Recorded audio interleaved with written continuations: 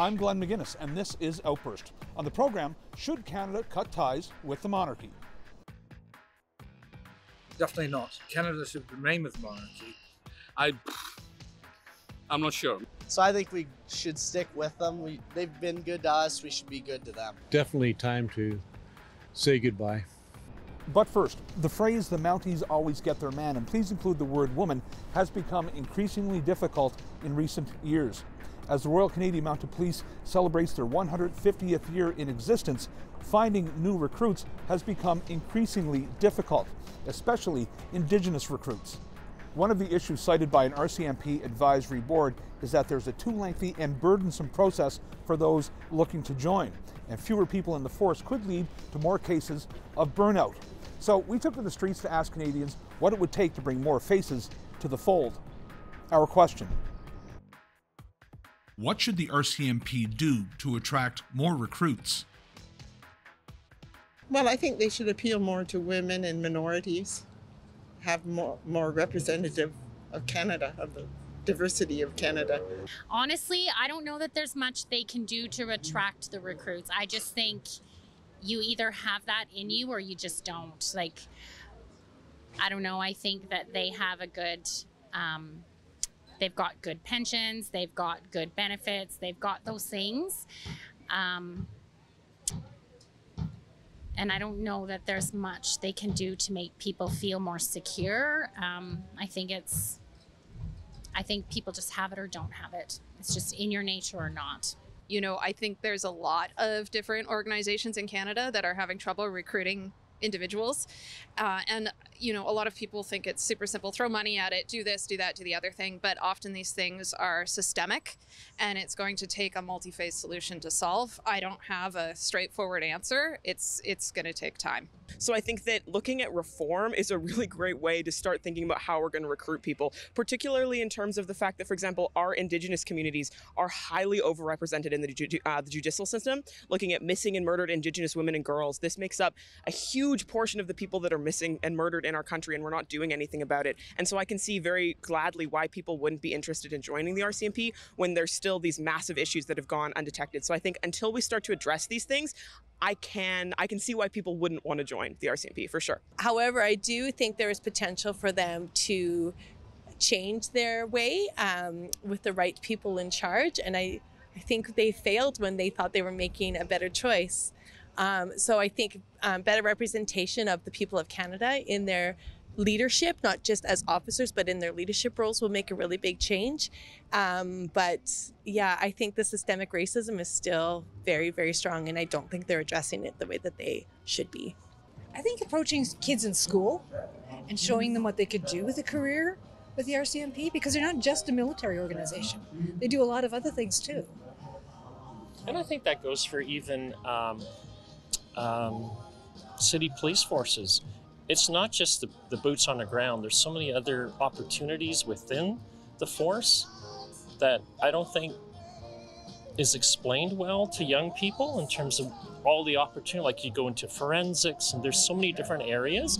They never talk about that. It's like any other job. They should just be open to receiving males, females, people of other races, people of other creeds or walks of life. Because the police force should be representative of what a Canadian is in general. So I think from my perspective, definitely Canadians need to see more value, and by that I also mean being more transparent about what the value is and what the contribution is to our society. And actually, on the other hand, as it's also an employer, right, to show the value of working there, how you can show that it's an equitable employer, that it's also has good payment, or at least rewarding payment for the job which is being done. One thing I feel, I wanted to be one of them, right? So, but I feel like, there is very less exposure for how to join that particular community or like particular group. I will say definitely like more towards exposing the benefits of joining RCMP is definitely should be provided. Mental health is really big. What kind of programs are they offering? Are they offering any like free therapy or that psychological help, because we don't really know what's going on in someone's head.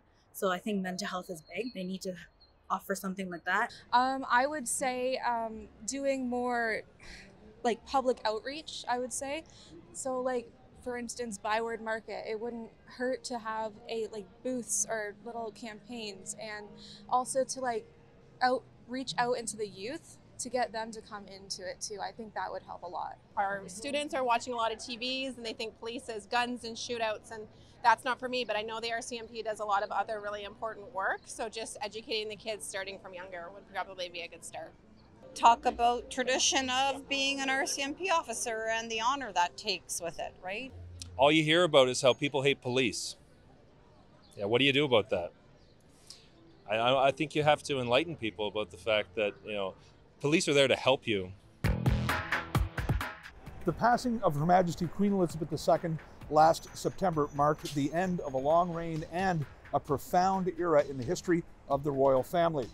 The recent coronation of King Charles III, of course, marks the beginning of a new era. But in recent years, countries like Barbados have decided to cut ties with the monarchy, becoming a republic. Jamaica is looking to have a nationwide referendum on whether or not to stay with the royals, but the aim is to remove Charles as head of state by the year 2025. Here in Canada, our history is deeply influenced by the British monarchy, as some people remain staunch supporters of His Majesty the King. But there are some that would like to cut ties with the royal family once and for all. So we took to the streets to see where you stand on this issue. Our question: should Canada part ways with the monarchy? I mean, it's tradition. It's in the history of Canada. At the same time, it's a little bit antiquated. Probably not part ways completely, but keep it in a more symbolic manner. I'm torn because my mom loves the monarchy, but so does her generation. I personally feel like we've kind of moved past that point. But I empathize with both sides, but I would be more towards the camp of probably moving past monarchy, yes. Definitely not. Canada should remain with monarchy. We're a commonwealth. We're part of the realm of 14. I'm a monarchist myself, and I believe that they offer something, that the head of state, it represents a betterness, a thing that we should achieve, goodness, faithfulness, something to believe in. No, I don't think we should separate from the monarchy. I'm a supporter of the king, and long live the king. I believe the fact that the entire public system is very democratic and elections are done because of that. So the benefit of having a monarchy, I don't understand that.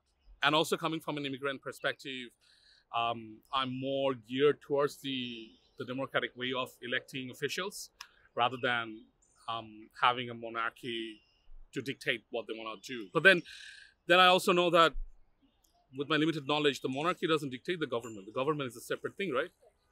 So yeah, I'm not sure. Maybe my knowledge about things is not too much, but that's how I feel. Being from Australia and being part of the Commonwealth as well, I think yes, Canada should have their own democracy and have their own republic, like Australia should as well. As important as the royal family is to all of us, I think that we are our own nations and we should be allowed to have our own system, basically. It's been a long time for the English here. I'm not sure, really. I'm not sure if they are still needed. I mean, I feel like monarchies are really a thing of the past. As we move forward, just to kind of have a figurehead there, it's just an image, really, more than anything else. I kind of think the monarchy's been good to us. They've given us a lot of help over our 150 plus years now. So I think we should stick with them. They've been good to us. We should be good to them. Oh, my opinions go back and forth. Like, for the whole glitz and glamour of it all, it's really great, but there's been so much, colonization over the years. It's really hurt like our Indigenous neighbors and people around the world. So I would love to see the monarchy change its ways and renounce all of that. And if they did that, then I'd say, yeah, keep them. I think there's a lot of history and tradition in it. And I think they actually earn their keep by doing a lot of charitable works, and they work. You know, people, they're not just sitting in their thrones doing nothing. So. Oh, there's tremendous value. We were just over in Scotland. We just got back from Scotland, and they really respect the monarchy there. And as Americans, we do also. It's not intrusive upon anything else, but it's tradition, and we're big on tradition. I think so. I think it's about time. Yeah, I think we're a separate country, and yeah, the monarchy hasn't represented some good things at times. Yeah, they seem to be fighting within themselves, which isn't a good example for the country. I'm going to change that slightly and go, should the monarchy part ways with Canada? I'm not a fervent monarchist, but I think if the monarchy wants to continue to be relevant, they need to start changing with the times. And I think their best way of doing that is to make steps towards decolonialization for themselves. Yeah, I think it's definitely time to say goodbye. It's been around a long time, so it's something I think has run its course. It's a lot of pomp and ceremony for something that has nothing to do in today's society. Yeah, I think that's like a big question and a big nuanced take, but I think yes, I think we should. I don't entirely see how still being attached to the monarchy is benefiting us as a country. I think that obviously we have been for a very long time, and that's kind of a very big historical thing, and I know some people in older generations are really attached to that. I don't know how that's still necessarily benefiting us and our economy and the way that we're making laws as a whole. I know it would change a lot, though. I know that would be a big decision, and I do think, to be fair, there are other things that are more important that we focus on in the country itself right now. But I would say that I wouldn't have a problem with it, for sure. Yes, but the relationships with Indigenous people and the Crown, that is where the treaties are signed. And so I don't know how we can take care of what is supposed to be with the treaty through the process of changing through the monarch. So I think if that tends to be what happens, it might be an opportunity to have better relations with Indigenous people, but the relationship is not with Canada. The relationship is with the Crown. And so I am concerned about getting rid of the monarch just because of what we need to acknowledge and get to the treaty reconciliation the way it's supposed to be and the way that it was intended. So yes and no. I don't really see any use for the monarchy in Canada. Like, they don't really do anything. They just kind of hold a seat in the House. And yes, it's wonderful. They've had some really cool people sitting in that seat as Governor General, like Mary Simon, who's awesome. But like, let's give her like a role that is like Canadian made. What has the British done except colonize our country and hurt Indigenous people? So I'm very for leaving the monarchy and no longer having to do that. While I love London, I've been there, it's just like Canada's its own country. We don't really need to be part of the Commonwealth. We can't even immigrate there with like an easier process. So it just, what is it doing for us?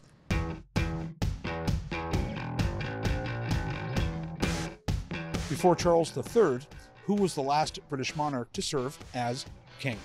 George V, George VI, or Edward VIII? Edward VIII. I'm gonna just do Edward VIII. Is that wrong? Which one do you think? I don't know, do we go with A? I think we do A. Yeah, George V. George V. Edward VIII. No. I'm gonna say Edward VIII. George VI. He's right. George VI? Absolutely correct. Correct? Okay. Good for you. Thank you. Well done. Thank you, thank you.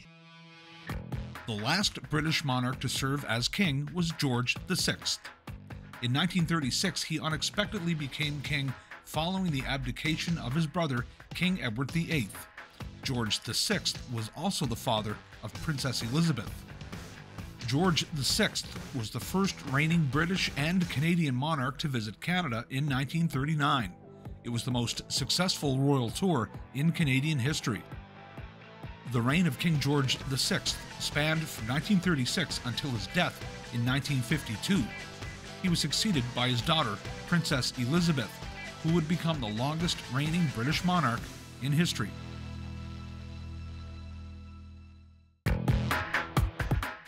Violent crime has been on the rise in this country, according to the experts, and it's not just restricted to the big cities.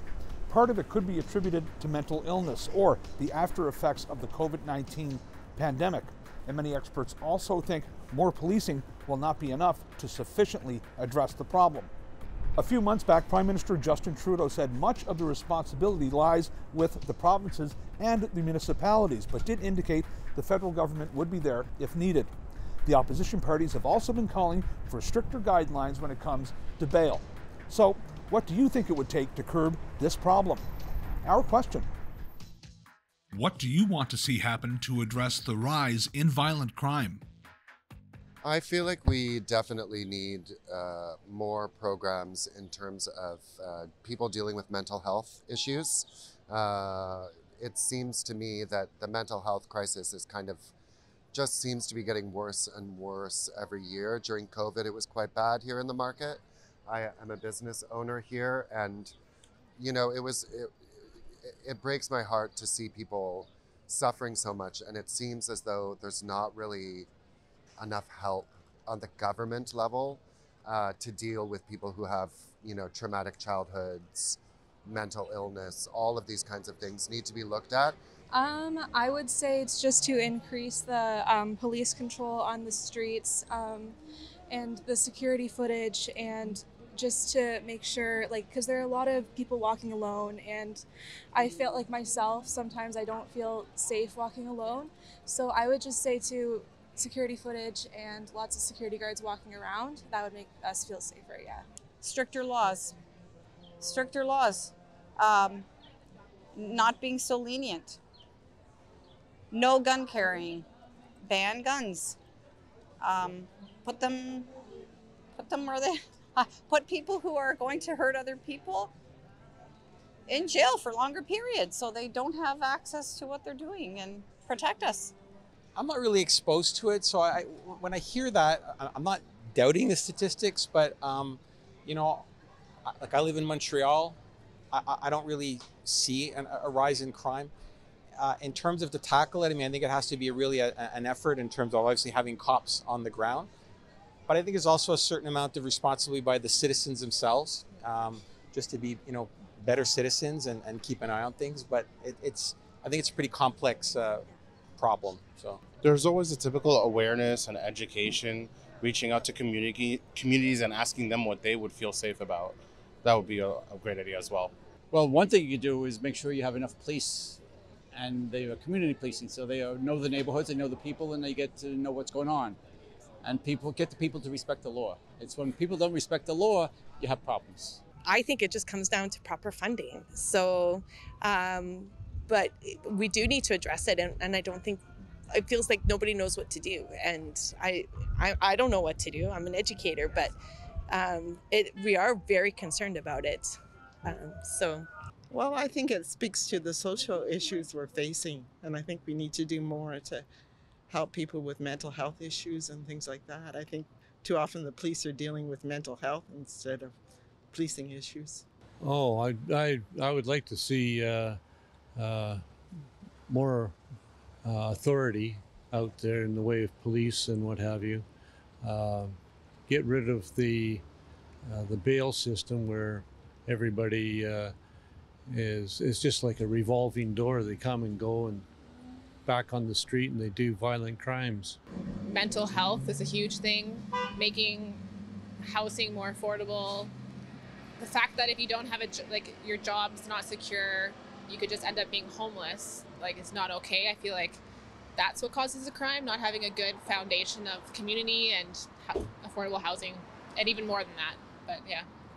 For starters, we really need to look at our policing system and how we are interacting with our community, and how we are creating meaningful bonds, and how we are creating bonds with minority groups, with the LGBTQ+ groups, with women, with racialized groups particularly. And I think that will be a big start in addressing violence in communities, for sure.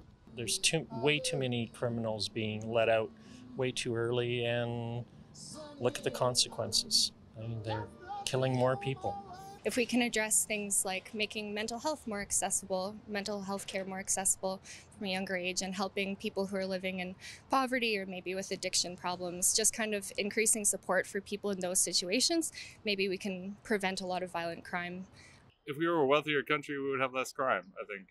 If more people had better paying jobs that were easier to do, we would have less crime. Like, it's not a matter of policing the streets, because that's only going to cause more insecurity and more anxiety among the populace. So I think you just go for the economic reason, you get young people doing work.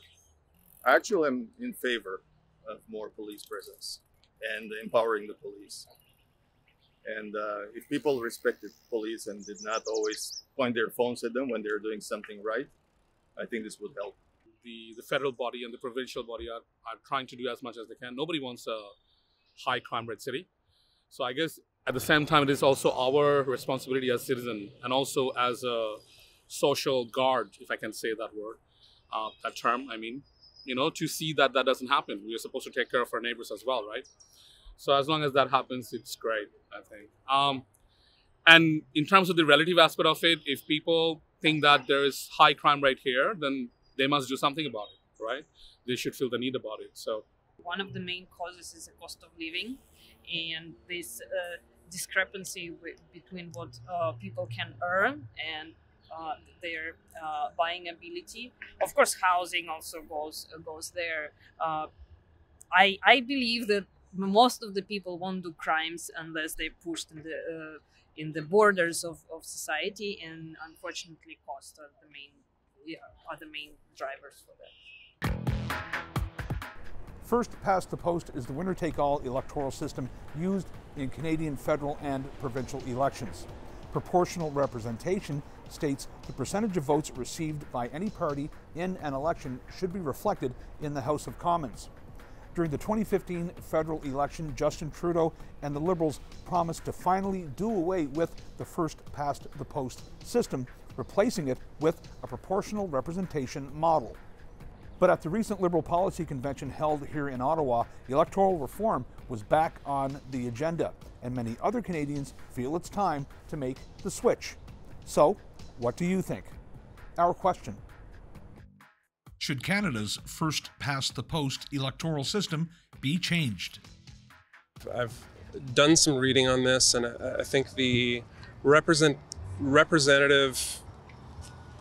alternate forms of voting end up causing a whole different set of issues that I'm not sure that we would be prepared for. So I know there's other countries that do a good job of using other systems, but I think we're a ways away from being able to figure out how that would work.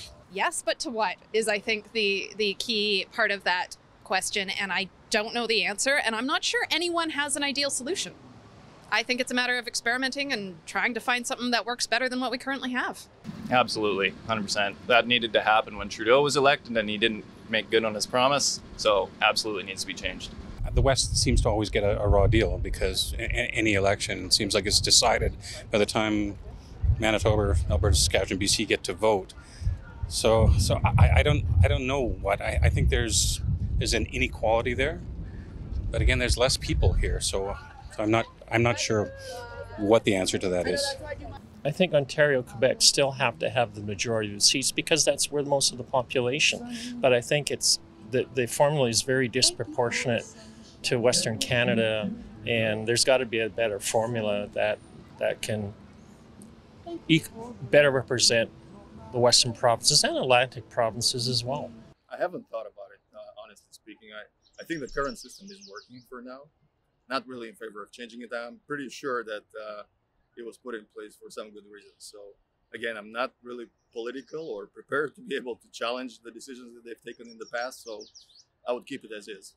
Well, I'm torn because I'm more liberal for sure, but I can definitely see proportional being more representative of our population. So yeah, no, that's a difficult one to answer. I'd have to think more about that. But I do think it's really important that Canadian voices are heard on an equal level. Personally, I'm more of a liberal person. If a majority of the weight is carried within the GTA and we elect both the Prime Minister and the Premier, how representative is the government? So yeah, perhaps it should be proportionally weighted. yes, it makes sense. I think it should be, because I really think the individual voter should have the when you say you calculate in a strata, you make a group and then calculate the votes. It doesn't really give the individual the opportunity to kind of vote for themselves. If you do the other way around, I think the individual is addressed more that way. Yeah, so I think that should be something to consider for. Yeah.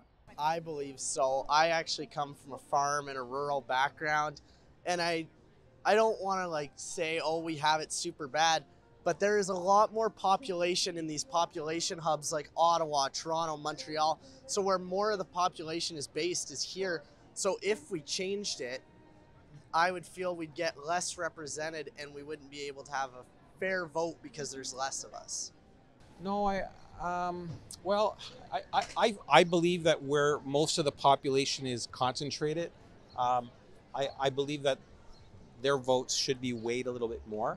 I don't see how a riding that has, let's say, 35,000 constituents could be the same as a riding with like 250,000, right? So I'm not sure, if that really answers your question. But I mean, in terms of what I think, if you look at the big city centers, whether it's Ottawa, Montreal, Toronto, Vancouver, there's larger populations there. I think they should count for a little bit more of the vote. It's not to say, obviously that there shouldn't be any representation anywhere else, but I do think that the higher the concentration, that the more the vote should count. I think the Europeans have figured it out in general. Like a lot of, I think there does need to be a change there. Yeah, I think proportional representation makes more sense on its face. I don't have strong feelings about that. I think it shouldn't be a drastic change. We should maybe do it from the grassroots up rather than the top down. Because I think you need to think locally first.